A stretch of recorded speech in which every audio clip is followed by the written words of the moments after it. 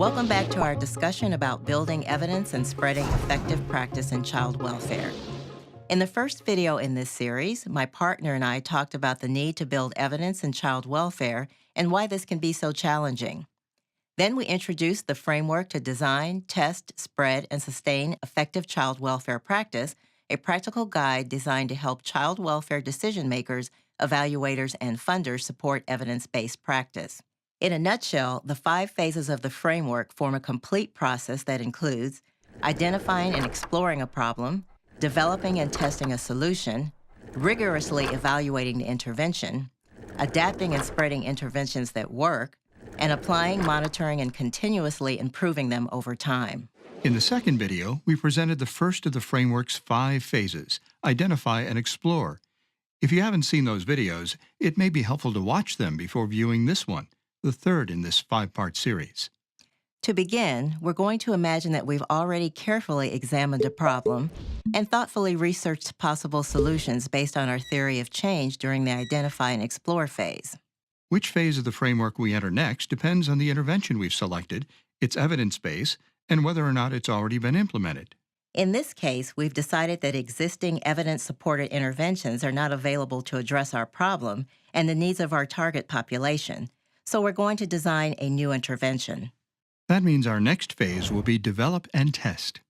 Whether that's a narrowly focused, discrete practice like using a particular family conferencing approach, a larger systemic change like adopting a casework practice model, or a sweeping policy reform like extending services to youth in foster care beyond the age 18, our intervention must be clearly defined so that everyone understands what it is and how it's different from what we're already doing. This means specifying the intervention's core components, or the elements that are most important for the intervention to work. Let me offer an example. Our county hopes to reduce the number of children experiencing brief and repeated stays in foster care. For the past 6 months, we've worked with program experts, private providers, and community partners to design a new community-based family preservation model. We want to prevent unnecessary removals and keep children safe in their homes. We've been reviewing articles and reports about intensive family preservation approaches and other home-based services, like home visiting, but there isn't an existing evidence-supported program that really meets our needs. Instead, we're building on what's been learned in these programs, identifying the core components, and setting our own standards for things like program eligibility, structure, and content, as well as worker qualifications and training. Our agency's current family preservation services are unstructured and inconsistent by comparison. Can you say more about how you're developing the intervention? Sure. Each core component is tied to our theory of change about why kids are repeatedly being placed in foster care for short periods of time. We've learned that children who bounce back and forth between their homes and short-term placements in our county often have challenging behaviors and special needs. Their caregivers feel overwhelmed and ineffective when parenting, particularly when family conflict escalates into crisis. These families haven't been successful despite having access to our current services. By providing high-intensity in-home services with core components that include weekly caseworker visits, 24-hour on-call support, home-based parent education and coaching, and access to additional resources like youth mentoring and trauma-focused therapy, we expect to meet these families' needs while keeping children safe in their homes and preventing future placement in foster care. After we define clear and measurable standards for each core component, they will become the basis for a program manual and an in-home curriculum for families. We'll also have to design evaluation instruments with your help to track whether we're actually delivering all of the core components as intended. So that's the development part. That's right. After that, we will pilot the program with one or more small subsets of workers and families. The test of development and test. Yes. Starting with a small subset, we'll test processes like program referrals and identify barriers to implementation. This also serves as a kind of test run to make sure that all of the core components are in place and the program is working the way we'd planned. And if not, it's a great time to make adjustments. It certainly is. This is also an opportunity to ensure that short-term outcomes are being achieved and to refine the core components if needed. The develop and test phase ends when the intervention has been defined well enough that others can replicate it. The core components are clear and no longer need adjustment, and evaluation findings suggest that the intervention is associated with improved outcomes. This leads us into the next phase of the framework, compare and learn. The purpose of Compare and Learn is to determine whether, on average, the intervention results in better outcomes for children and families than an alternative. Based on the evaluation findings, decision makers, funders, evaluators, and other stakeholders decide whether there is convincing evidence that the intervention works better than services as usual.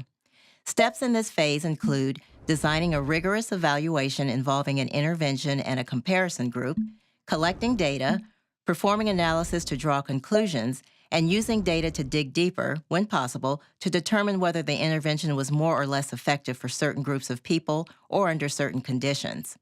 The researcher in me likes this phase. I thought you might. Do you have any examples that would fit? Yes, I think I might have the perfect one.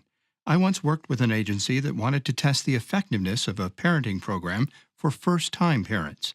A 1-hour-a-week classroom-based parenting program was considered standard for first-time mothers and fathers involved with this agency, and a weekly home visiting parenting program was the new intervention it wanted to test. This sounds like a great example. What were the results? Hold on, I think you're skipping a few steps. In order to do a good job of comparing the standard program with the new intervention, we used a lottery process to assign all parents referred to the agency to either the classroom-based program or the new home visiting program. This random assignment helped to ensure that the two groups of parents were as similar as possible. For example, the lottery system protected against the possibility that parents in the new home visiting program were more motivated at the start than parents in the regular program.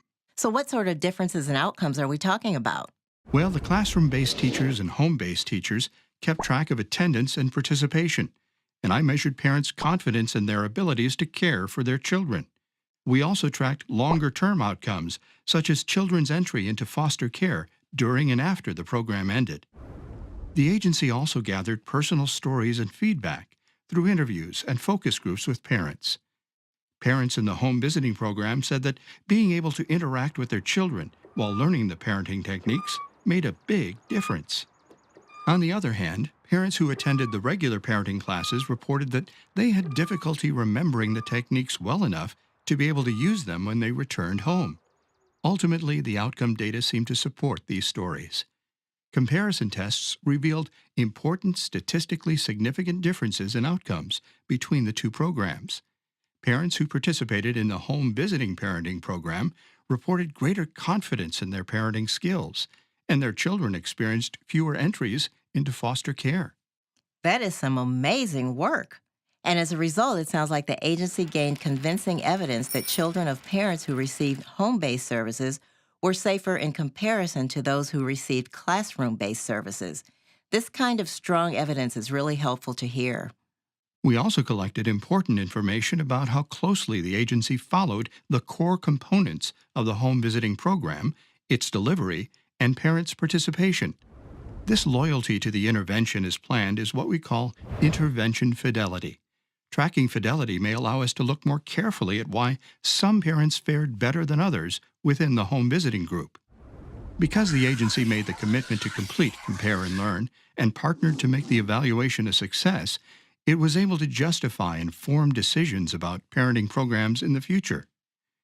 That said, it's important to remember that because this evaluation was only conducted with parents served by one agency, more study will be needed to determine if similar results can be expected for other populations, like moms and dads with different demographic characteristics and living in other geographic regions. Thanks. You seamlessly transitioned into our next phase, which is replicate and adapt. Unfortunately, we have run out of time for this segment, but be sure to watch our next video where we discuss the next two phases in the framework to design, test, spread, and sustain effective child welfare practice.